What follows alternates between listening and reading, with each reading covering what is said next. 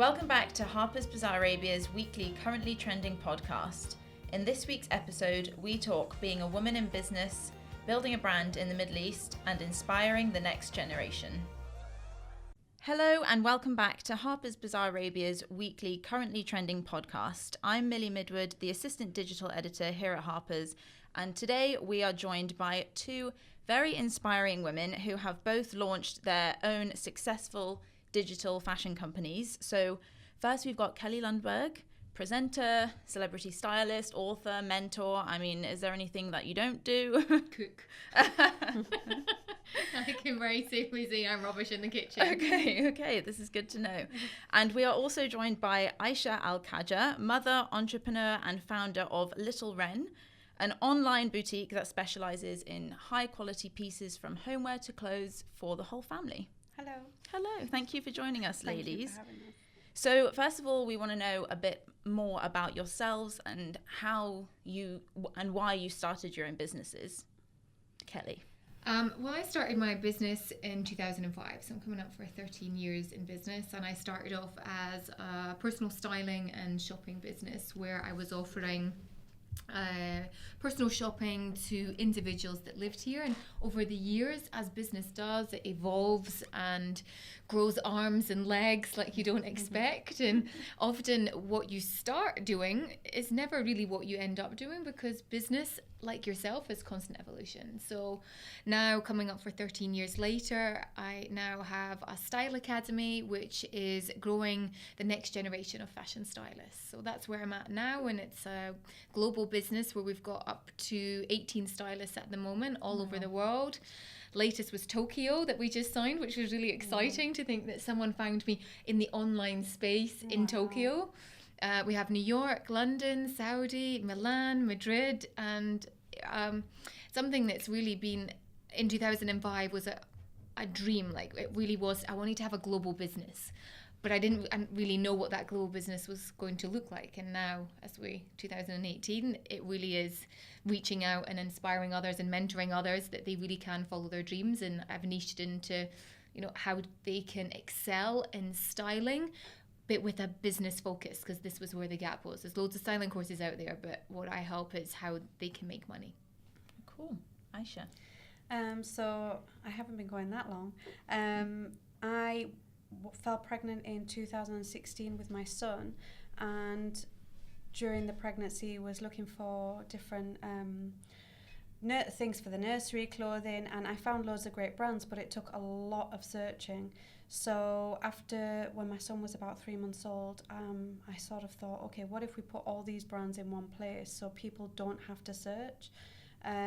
So that's what I did basically, and we launched on my son's first birthday, which was 6th of September last year. And since then, obviously, that was in the UK, we launched, and since then we've moved to Dubai. We've been here about 3 weeks now. So, yeah. Amazing. Yeah. And what kind of sets your businesses apart from similar businesses in the market? Kelly, you used a phrase on the weekend that I really liked, business in a box. I love that. And I think, that is certainly something that people are looking for. They're looking for the answers. And I mean, at the end of the day, certainly what I offer is you have to do the work. It's up to you. I can offer you everything. And what we offer in the S Academy is, along with group mentoring sessions, a community of like-minded people, they also walk away with a website. But they've got to do the work to do it, but it's all there for them. I think what makes what I'm offering different to other sort of styling educational institutions, or whatever it is you want to call them, is that my focus is on business. And where I've seen the gap for a lot of people is that they have a great idea and they've got so much passion about their idea, but they don't always think about the numbers and the how they can actually make money. And ultimately, until you're paid for something, it is just a hobby. And I feel that that's maybe where it makes it different for what I offer is I want them to turn that hobby into a business and something that they get paid for. And people are scared to ask for money. But the bottom line is the world revolves around, we need money to survive, to pay rent, to travel, to do things. And people find it a really uncomfortable topic. And I want to make it more comfortable for them and take them out of the comfort zone. Obviously, there's a lot of online companies for kids. The difference with Little Wren, I think, is that the brands, I would say 90% of the brands, if not 95, are independent brands. So like myself, they may be started by a couple. My husband and I started Little Wren. So quite a few of the brands is a mum and dad that saw a gap in the market, decided to make a clothing line or shoes or whatever it may be. And I think that's what sets Little Wren aside from what's available, especially in the UAE, because from what I've seen, a lot of the brands that are available that are design-led, like the stuff that we sell, but they're more mass-produced items, big name brands, whereas ours are smaller independent brands. We stock a lot of unisex items. I think that's really important. Yeah, and it's not just, we don't just sell you an item, put it in a box and send it off. Everything's packaged nicely. It's a whole experience with Little Wren. That's what we're trying to create. Obviously it's a business. We want to set ourselves apart from everyone else in the market for various reasons, and I think customer service is very, very important, and there are quite a few companies that are missing on that. They fail on that, and I really hope to deliver that with Little Wren. And both of your businesses have a really global aspect to them as well. I mean, you have global audiences on social media, you have global employees, you started your business in the UK, but why is it that you've both rooted yourselves in the UAE? Well, I mean, apart from the weather in Scotland is terrible. Dubai has been my home for a really long time, and I guess the evolution has come from that I was here when I started my styling business, Style Me Divine, and as I've progressed into sort of pushing my own personal brand now and the S Academy, here is home. I mean, I've been here more than 15 years now, so I've spent my entire adult life in the Middle East, but certainly I still see it being opportunities. It works really well on time zones for me at the moment, because I can pitch in with, Tokyo. I spoke to them at the end of today, the end of their day, the start of my day. And then New York, where we've got one of our other stylists, I speak at the end of my day and it's the start of her day. And the UK and Dubai and the Middle East kind of fit in the middle. So certainly time zone wise, it does work quite well for me as well. That's surprising, but also I'm really happy for you, because I would have thought that would have been a real challenge. Actually, it's okay at the moment, and I guess and I suppose Australia, I haven't quite reached that, or I haven't signed a stylist there yet. Then you're in trouble. Well, yeah, but I think I'd need to be really early in the morning, and thankfully I'm an early morning person.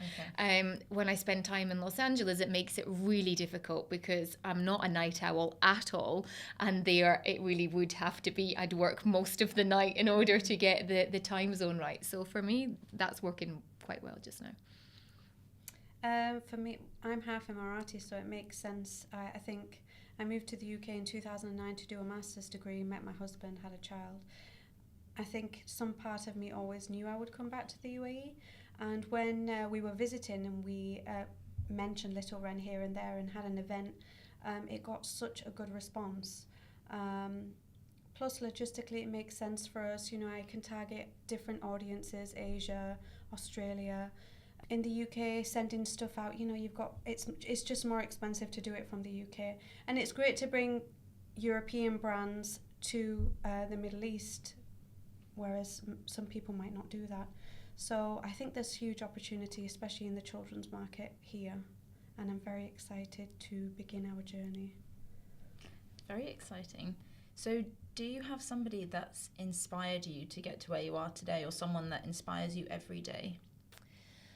I would say for me, I'm massively into personal development. So for me, very much investing in, I do a lot of seminars, I've been to a lot of workshops. Just 6 months ago I was at Palm Beach and I did 6 days with Tony Robbins. I really love watching content creation by Marie Forleo. She's got some great quotes out there. So I really look to, I guess outside the Middle East for inspiration, what they're doing elsewhere, and learn from other people who've already done it and already created, and what you can actually take from them.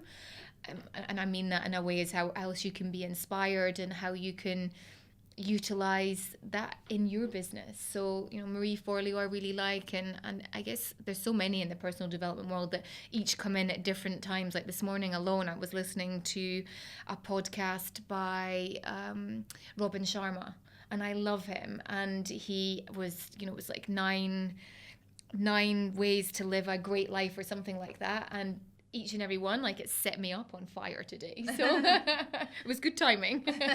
Yeah. For me, the person that probably inspired me was my dad. My dad was Emirati, worked in the family business, which was real estate, but also set up his own companies. Probably different. We worked in. He didn't work in kidswear. It was different, real estate and educational business. He inspired me the most. He always said to me that he thought I would do well setting up my own business. And of course, the person that inspires me every day is my son. And the brands that I work with, actually, the brands that we stock at Little Wren, just seeing their posts on Instagram, or when they have a new collection out, like we're looking at autumn winter now and spring summer even, and just seeing the designs, the colour palettes and everything, I find so inspiring, and it gets me just so excited about my job. So yeah. That's when you know that you're in the right job and the right industry, when you see a cute little dress and you're like, oh my god. Yeah, that's me every day. And you're excited every day about it. Yeah. It doesn't feel like work, and then your passion. Well, and plus, I forgot to mention earlier, is that one of the things that sets us aside and keeps me inspired is that all the brands that we stock, my son tests. So I've even had him in girls' leggings, because there's a certain brand that I stock that don't do boys' wear. So just because I want to test the quality, I want to be able to wash them, make sure they come out as fresh as they were before they got washed, and the colours don't fade. It doesn't go like all bobbly and stuff. So yeah, we've had him in girls' clothes just to see, get it all mucky and put it in the wash. And just doing that is so inspiring, to be able to say, oh my god, that t-shirt looks so good, let's get it dirty, wash it, and then it come out and be like, oh my god, this is such a great brand, I've got to stock it.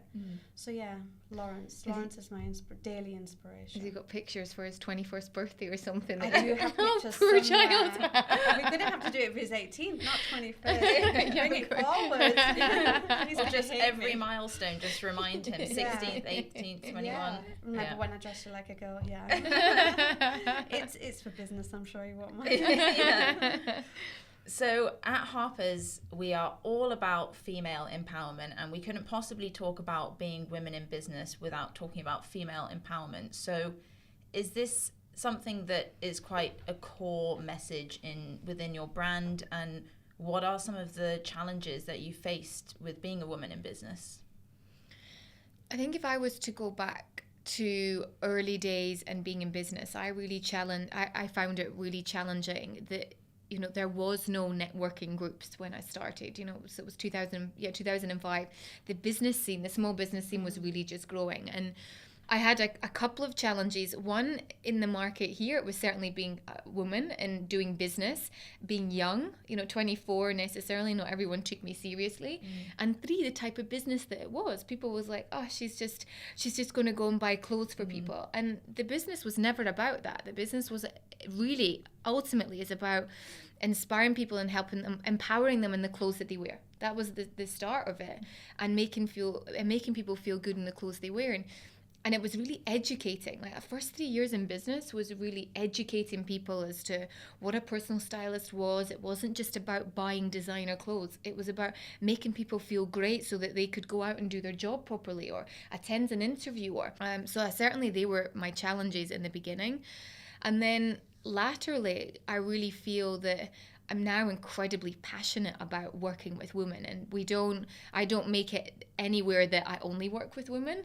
It just so happens that all the girls in the academy are women, which is really nice. And I say it's nice from the perspective that I can feel all the challenges that they're going through, and I'm really championing behind them to be part of it. So they were my beginning, and now where we are, I'm really passionate about helping certainly the female side of it. I think the biggest challenge I've faced, well, in the beginning when I was setting up Little Wren, so Little Wren is houses curated brands, and the biggest challenge I found was when you're starting and you approach brands and say, I love what you do, I'd really like to stock your brands. When you're new, people don't know about you and they're like, well, no, we don't want you to stock our brand. So that was the first challenge I faced. Luckily, as we've grown, I've reapproached them brands, and almost all but one, I'm still hoping because I love the brand, has said yes. The biggest challenge for me was that I started the process of setting up Little Wren when my son was 3 months old. I'm very lucky in that Little Wren is owned by me and my husband. We work together, so he can be with Lawrence and I can be working, or vice versa. That's the only way I've been able to do it. I think you do get a lot of judgment as a mum if you're starting your own business. I'm sure going off to any job you get a lot of judgment. But with me, I have had comments like, shouldn't you be at home? Or your son did this today. Oh, you were at work, you missed it. And that makes you feel, you already have mum guilt the minute they're born. But when you start a business, it's much harder. Luckily, I've got a husband that says, just ignore it, do what you want, go with what you want. Otherwise, I don't know that I would have got as far as I have. So yeah, I support women, and hopefully women support others, and we should encourage each other to go after what we want to do and not knock each other down, which I have had a few people do that, which is sad. We should be lifting each other up. I think your business actually does that in a really nice way as well, that you're stocking these independent brands that have also probably been founded by women that are newly in business, and you're supporting them by bringing them on board, and they're supporting you, and it's kind of an inadvertent female empowerment thing going on. And most of the brands are created by women. Maybe their husbands help them. There's one brand that I stock which is called Dad Gear, which was founded by two guys that found a gap in the market, wanted to create products for dads. And they're amazing. Come on, dads, create more brands so we can stock you. It is mainly women, and I think that is great. It is kind of a close-knit community, which is lovely. Not to disregard dads. More dads need to get involved. But yay for women. I see it a lot with the girls. So I would say there's maybe 50% of the girls I mentor at the moment are mums. Yeah. And I see a lot of this. They're the majority of them are already in full-time employment. They've got kids, and they want to start a business. And then this sort of the guilt. And when we talk about it, it's about, we try and reposition it in a way that it's about showing their kids to follow in their dreams, because so many of the say the mums that I'm working with, they're being unhappy. So my demographics really of who I'm working with tend to be from late 20s to mid 40s roughly. So they've maybe got kids that are a little bit more grown up, and or I say grown up, not 3 months old starting a business, which hats off to you, by the way.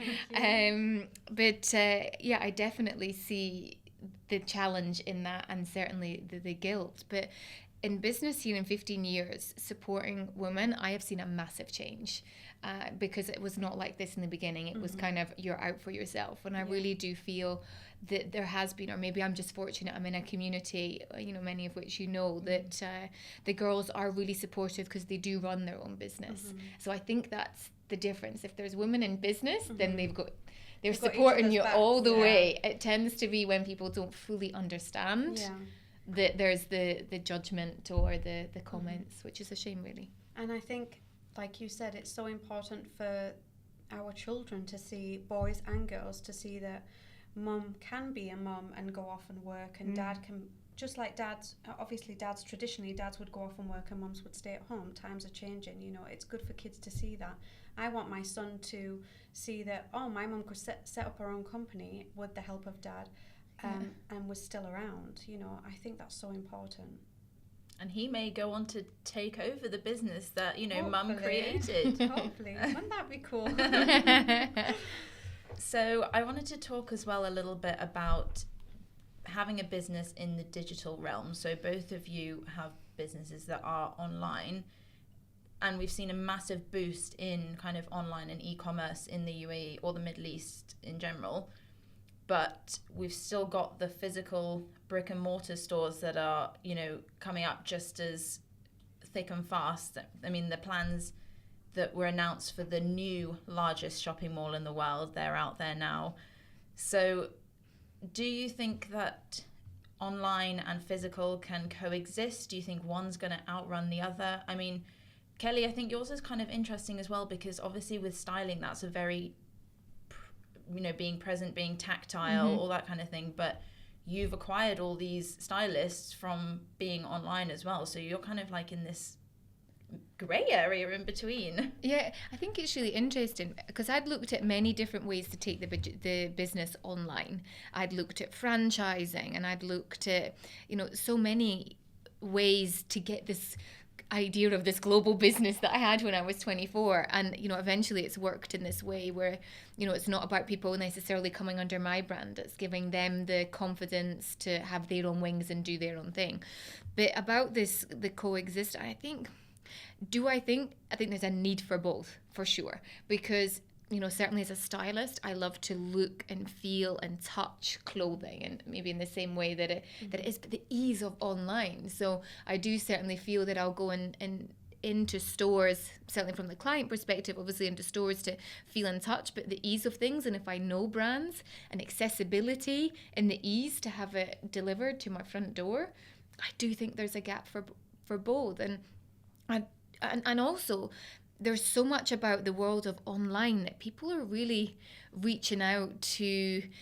They want to have the real touch. They want to meet the real person. Like, I've started doing a lot more live events. I've done 2 in Dubai. I've got one in London next month, and I've got another one back in Dubai, and then I'll start taking them on the road.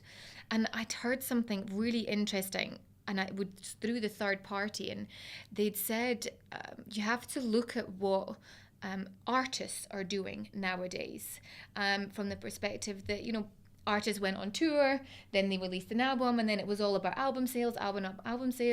Now you will see that artists are going back on tour to make the money, because people really want the real life look and touch. And I think that's certainly with what I do, that from the mentoring part, as much as it's online and it's got the global reach, people want to see and feel and touch, and hopefully I'll be in New York next year. And so I think you need to have it, is the long-winded answer to your question. I think both is important, and I think obviously I lived in the UK. Online shopping is massive there. It's huge. It's all we ever did. And you do see the high street suffering because of online being so popular. But physical shopping, going to malls in Dubai, is different. It's an experience. Yeah. So I think if anywhere can make both work, I think it's the Middle East, especially Dubai. They invest so much money in these malls and creating an experience. And online is a bit behind, I would say, compared to the UK. But like you said, it's up and coming. I definitely think there's a need for both. I think as a parent, being able to shop online makes it's just easier.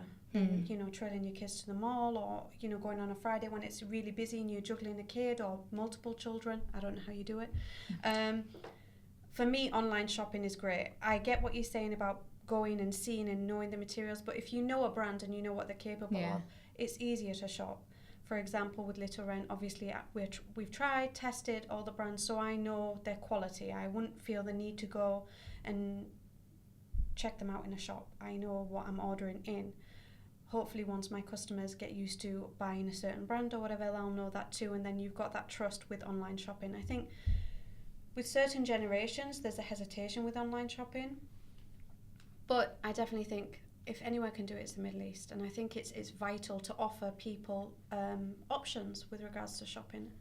I think the downside with the Middle East, though, is the fact that is pretty expensive to own a store. Mm-hmm. So it's something that I would love to have, would be a shop front that could, you know, have stylists that were there that could go out shopping, say in Dubai Mall or, you know, any mall, for example, where people could come in. But they make it so expensive that it does reduce. I mean, and maybe if there was the opportunity for you to have a small store that would counteract that. Yeah, maybe. There could be the potential, but it does make it. It is very expensive, and it does put you off. Mm. But I think, you know, as online gets more popular, maybe we'll see more parents and more people set up their own business, which is great. You know, competition for us that are already there, but also opportunities for people to set up their own business, and you're creating opportunities for customers to choose what they want, which is really important. So we've talked about e-commerce and physical shops, but how much of a role has social media played in your businesses as well, on social commerce? Well, I would say for me it's been massive, because it is how people have found out about what it is I actually do. I would say YouTube is one of the biggest ways of where potential stylists find me, and I find YouTube a platform where people will go and learn things. So they'll maybe go, you know, how to become a stylist, or, you know, how can I dress better for my body shape, or how can I do this, and then videos will come up. So that was where the whole educational part of what I offer started, maybe about 4 years ago. I had all these questions on YouTube about how to become a stylist, and then I was like, well, instead of me emailing these people all the time the same answers, I just basically took all these questions that I was asked on YouTube and created an ebook. So that then became the foundation for my ebook. And then I was like, if I just take those 7 questions and then make them into an online course, then that became the online course. And then someone had said to me, oh, would you do this course in real time? And I was like, sure. I was only ever thinking about it being online. And then that became the sort of the in-person course, and then now it's to evolve to the next level where it is mentoring. So YouTube has played a really big platform. I think Instagram has, but for me, Instagram has been a really good platform for credibility, or for people to, I always say it's like where you go and showcase yourself. I don't necessarily advertise from it, but I run it as a business. I connect with as many people. It's not like, oh, how many likes did I get on this post? It is, did that content engage with that person? Did it drive them to download my free ebook so they could learn? Or has it driven them to watch, you know, something like this that we're recording here today? So I think it plays, each social media channel has played a different part in who and how you communicate with them. I was podcasting 4 years ago. That still has, I mean, you listened to one of my podcasts about 4 years ago, and I still think that has a, you know, it's still a reach. The thing is, content is still out there. It never goes away. It's one of the frustrating things about certainly Instagram stories. What people love about it is it disappears. But the other thing about it is that it disappears. Yeah, it is, and your content's not there, which can be quite frustrating for someone who's creating content, and I want other people to learn from it, which is why YouTube for me really has its space. So that the content is always there. People always can relate back to it. Bizarrely, like one of my videos from like 9 years ago is still the biggest one. It's the biggest viewed one. And like I do look at it and I'm like, oh no, that's so cringeworthy. But I can't take it off because it's the one that drives people to it, because it's linked to so many others. And you know, when you go on YouTube, you get that rabbit warren, or you end up going down this hole of it. And Instagram is a little bit the same when you start looking at other people's accounts. So I think it's incredibly important, but certainly when I'm working with stylists, certainly now, they look at it as being, okay, so if I post a picture on Instagram, then I'm going to get 10 clients. And I try to work with them to get them to understand that social media is just one part of your marketing. Just one tiny little part, and there's so many pillars to marketing your business that, yes, does it help? But when I started marketing my business, we didn't have social media, which was in some ways, it's got the swings and the roundabouts in that way, that it was hard because it wasn't as easy to get into the marketplace, but at the same time I had to build relationships with people. You know, how did I get the contact for magazines? Well, I basically went and bought a magazine, looked at their names, then had to call up the reception desk, ask for their email address, and then sent an email that way. So social media has its place. It's really important. But I don't think it's the only platform. And I remember certainly another instance, and I've said this a couple of times when I've done webinars, a stylist came to me and she said to me, I'm having real challenges with my styling business, and no one's buying, no one's willing to pay for what I'm offering. And I was like, oh, that's really interesting. I said, because I don't believe that, because I started a business in the Middle East when this was a sandpit, and people will buy. It's just how you're marketing it.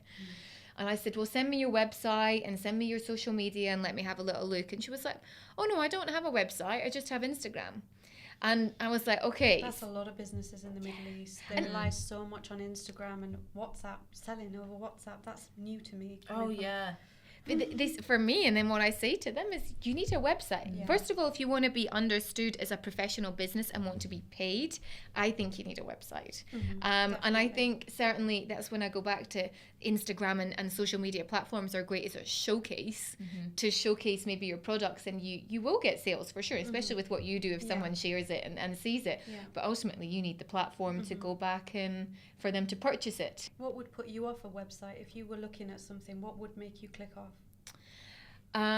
This is good research. Really good question. I would say it would be, well, I work in fashion, so it's still got to have a little bit of that stylized, is that a word? Yeah. Element, that it's still got to look nice. And it's interesting you ask this because I've just redone my website. So as much as we've got Style Me Divine, I have literally this month just launched Kelly Lundberg Official, which is my brand, and underneath that brand sits the S Academy. So I've read loads of the branding books and how it can be simple buttons, easy to navigate. Where people make it go wrong so much is the top right hand corner. What's actually there, because that's your sales point effectively. How we read on our website and how quickly we scan. So it's about less is more.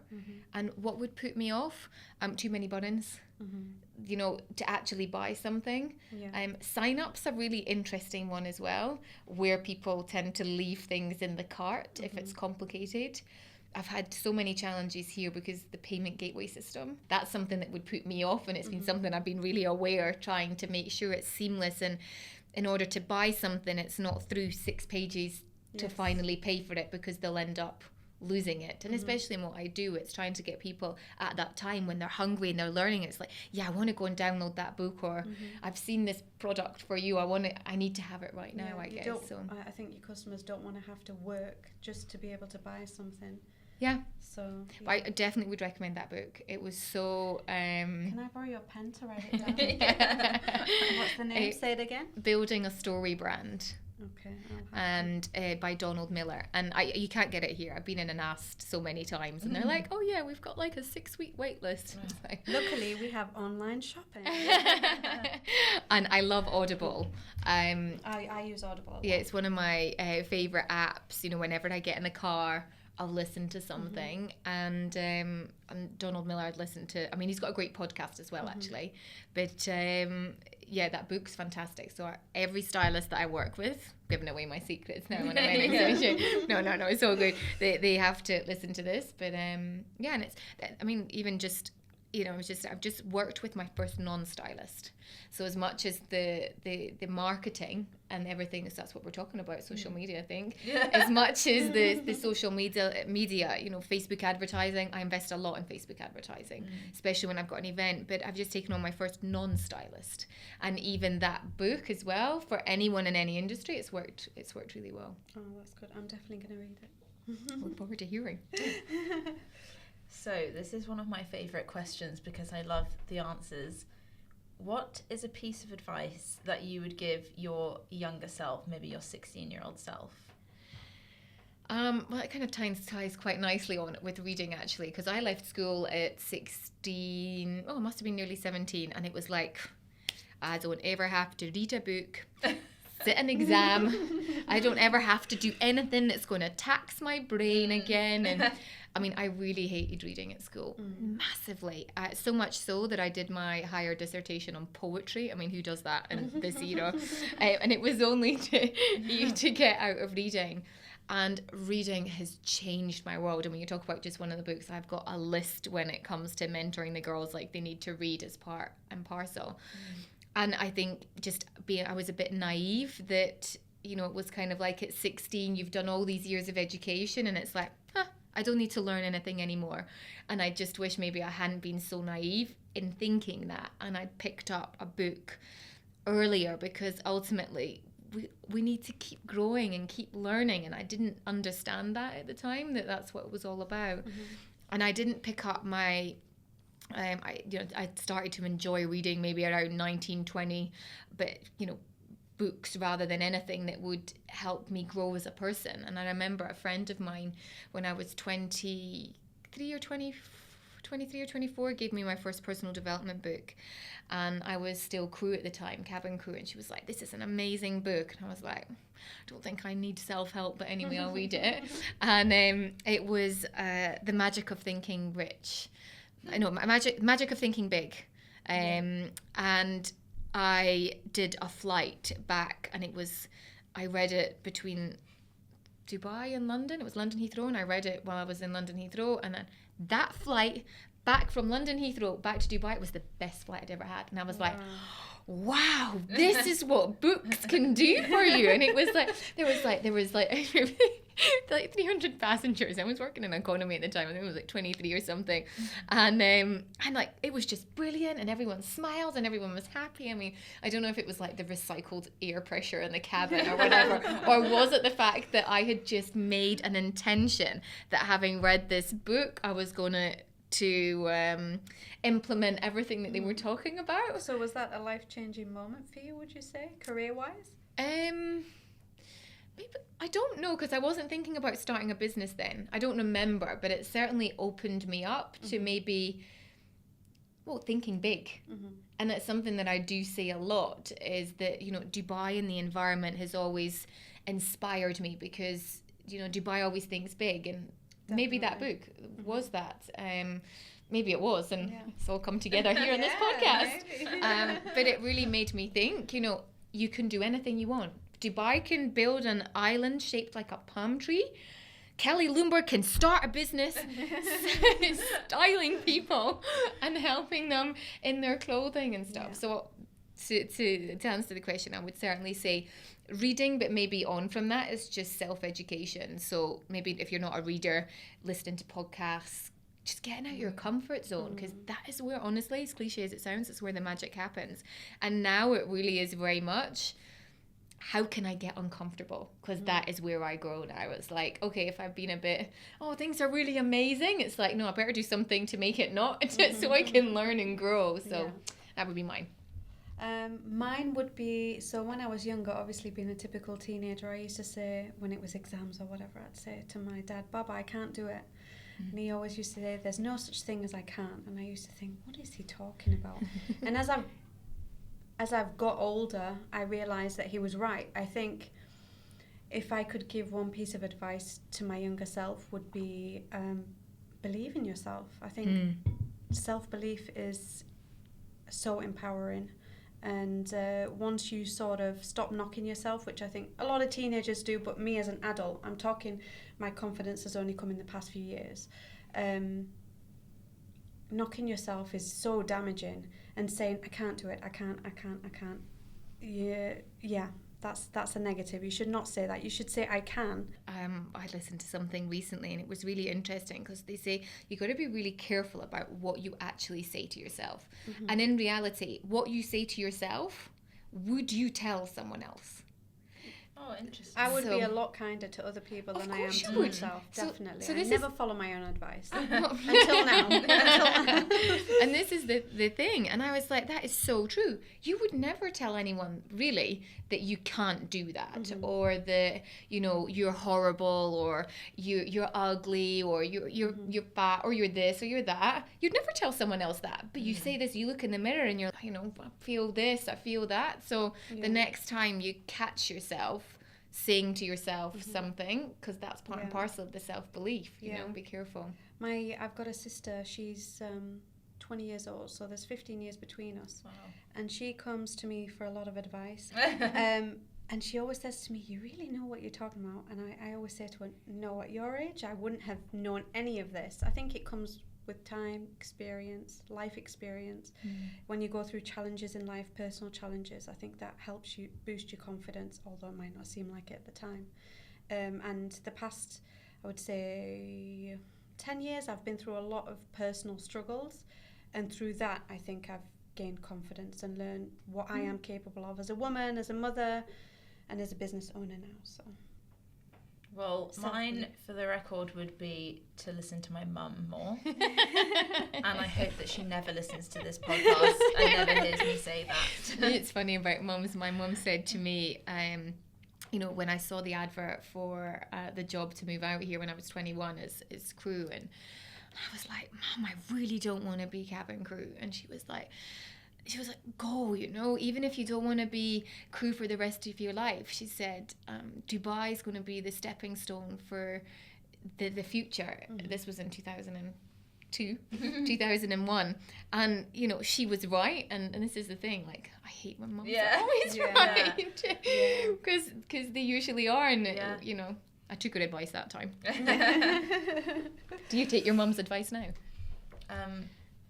I'm not going to answer that. So finally, where do we see the future of our brands going? Oh, wow. I mean, it's a really good question. I would say certainly to grow the S Academy, to have stylists. I mean, over the next 5 years, stylists in every continent, and certainly a much, much bigger platform where it's the go-to community for those that want to run a business in fashion. And, you know, next few years, it very much is, the marketing is focused on fashion stylists, but like I said, we've just had our first non-stylist who I'm mentoring in their lifestyle business. So eventually I'd like to see that grow. We've got a book in the pipeline. Well, I say in the pipeline, it's writing in the US. So that's going to come out in the next 12 months. And certainly, you know, the stage for me and doing the live events, because I really do see, as much as the online world, it does need to collide with meeting people for real, and so people can see the real authentic you, I guess. With Little Wren, obviously I would like to be a leader in the market of online shopping for families here, but in the next few years I would like to start our own clothing line. So sell our own, not just curate, but I would like to try and incorporate the Emirati culture in it. I would also like to, because I feel like dads are missed out a lot when it comes to parenting and online shopping. Dads are really missed out. So I would like to somehow try and focus on dads. I haven't figured out how yet in Dubai, but yeah, I definitely do. The main focus for now is starting our own line, which I'm very excited about. Your child better watch out. Yeah. Boys and girls. Dresses and everything else in between. I'll have to test them. Or have another baby. No. One's good enough, thank you. Well, thank you so much for joining me today. It's been a real pleasure having you. Incredible talking to you both. You're super inspiring with amazing stories. So thank you so much. Loved it. Yeah, real pleasure. Thank you. Thank you. Thank you very much for listening. If you're new to Currently Trending, then don't forget to subscribe, rate and review our podcast. And for more daily fashion, beauty and celebrity exclusives, you can visit harpersbazaararabia.com and subscribe to our YouTube channel as well. See you next week.